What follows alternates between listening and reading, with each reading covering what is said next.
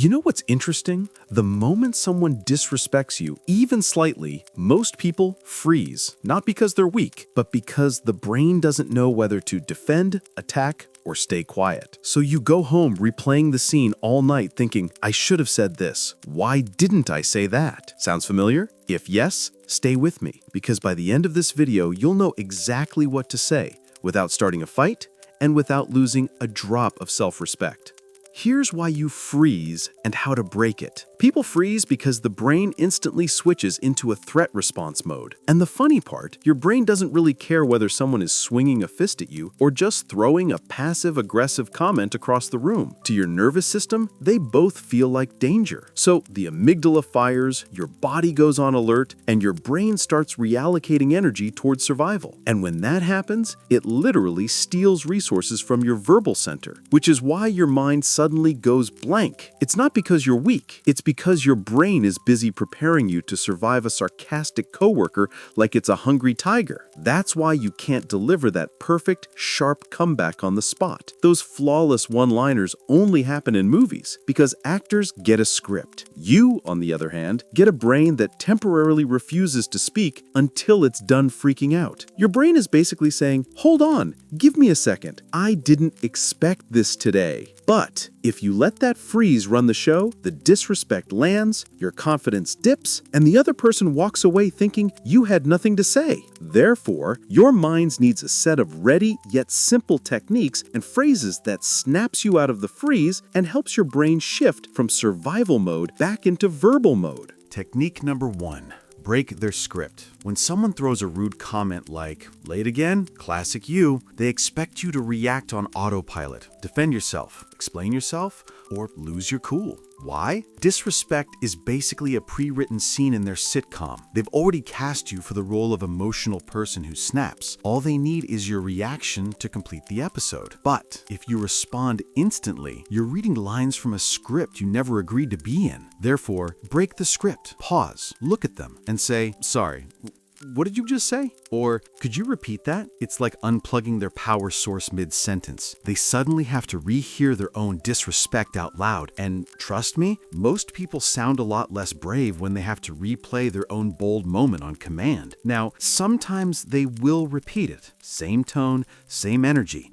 Like a malfunctioning robot that only has one programmed line. This is where you calmly ask, and what exactly were you hoping would happen by saying that? Or what outcome are you trying to get with that tone? It's a psychological brick wall. They slam right into it. Because repeating an insult is easy, but explaining why they said it, that's where 99% of people suddenly forget their lines and wish they'd stayed quiet in the first place.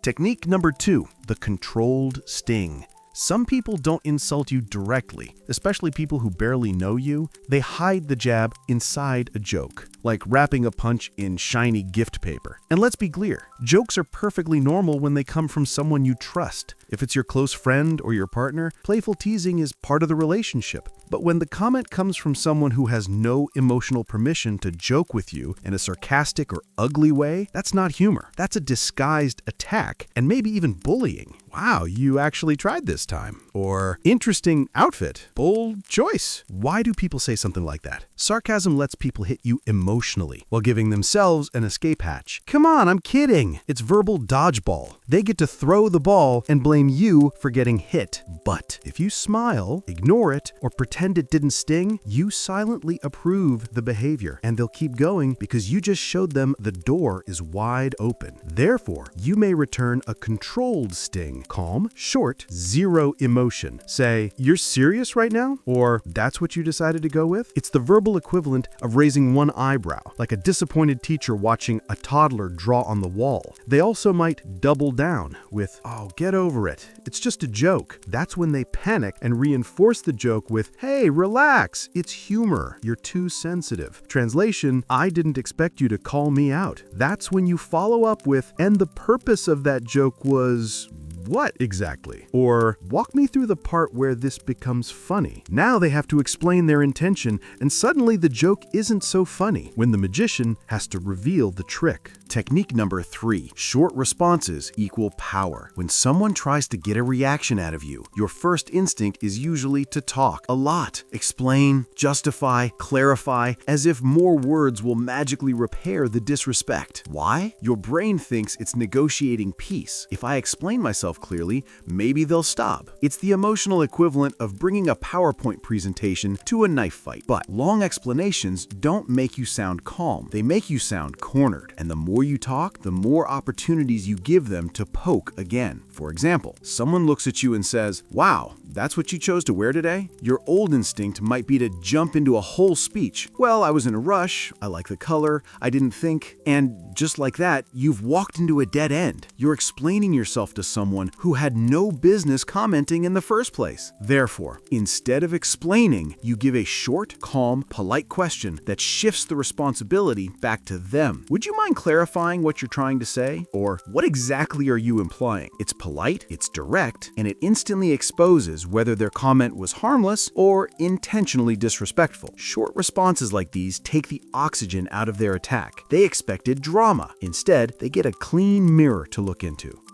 Technique number 4, verbal boundaries. Some people only understand boundaries when they're spoken out loud, clear, simple, and unmistakable. They're the type who pretend not to hear subtle cues, but magically develop perfect hearing the moment you say something direct. Why? People test you to see how far they can go. Not always intentionally, sometimes it's just how their personality operates. Let me push a little, and a little more. Oh look, no resistance. And if they don't meet a boundary, they assume one doesn't exist. But if you rely only on hints, tone shifts, or polite silence, they'll treat your discomfort like background noise. And pretty soon, their behavior becomes the new normal, not because they're evil, but because you never marked the line. For example, someone interrupts you for the 3rd time in a row and says, "I'm just trying to help, no need to get defensive." Your old instinct might be to smooth it over. No, it's fine. Maybe I misunderstood. Meanwhile, your self-respect quietly packs its suitcase. Therefore, use direct verbal boundaries. Clean, calm, emotionally neutral. Try, "Please don't talk to me like that." Or, "If you want to continue, please drop the personal comments." Or, "I'm open to a conversation, but not in that tone. Please speak to me respectfully or we'll have to continue later." These don't show aggression, but quality control. Good boundaries don't start fights, they prevent chaos. And here's the follow-up you must use if they go berserk anyway. If someone explodes after you clearly set a boundary, you simply disengage. Say, "Please let me know when you calm down and you're ready for a normal conversation." And then you walk away. No debate, no explanation, no negotiation. It's important you keep your word. If you said you won't continue the conversation in this tone, you don't continue the conversation in this tone. The thing is, people who respect you will adjust immediately. People who don't expose themselves instantly and save you months of emotional confusion. That's how boundaries work, not by announcing them, but by following through.